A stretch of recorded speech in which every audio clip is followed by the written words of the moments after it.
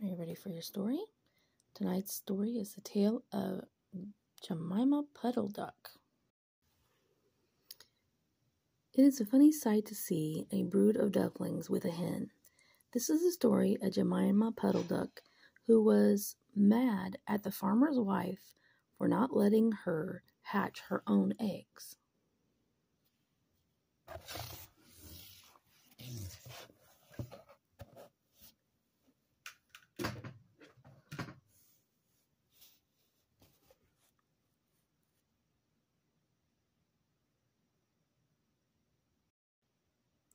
"I want to hatch my own eggs. I will hatch them by myself," quacked Jemima Puddle-Duck. She tried to hide her eggs, but they were always found and carried off.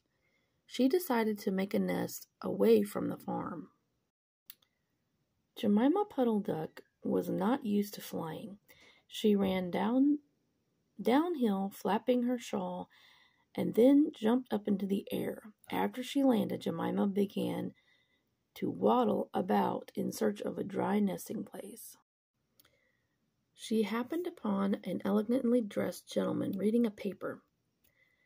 He asked her if she had lost her way. She replied by explaining that she was in search of a dry nesting place. He offered her the use of his woodshed and assured her that it would be no trouble at all.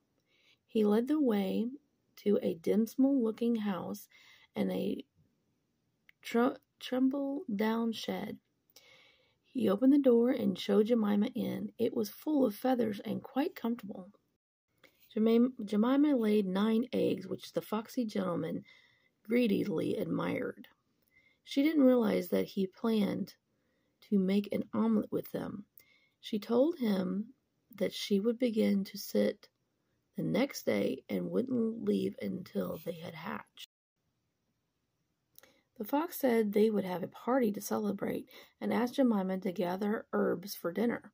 Jemima didn't know the herbs were meant for stuffing roast duck. While she was gathering the herbs, Kep the collie came and asked her what she was doing. Jemima told him everything. When Jemima returned to the shed, the fox locked her inside. Suddenly there were awful noises outside, and no one ever saw the foxy gentleman again. Cap and his puppy friends had saved Jemima, but unfortunately the puppies gobbled up the eggs before Cap could stop them.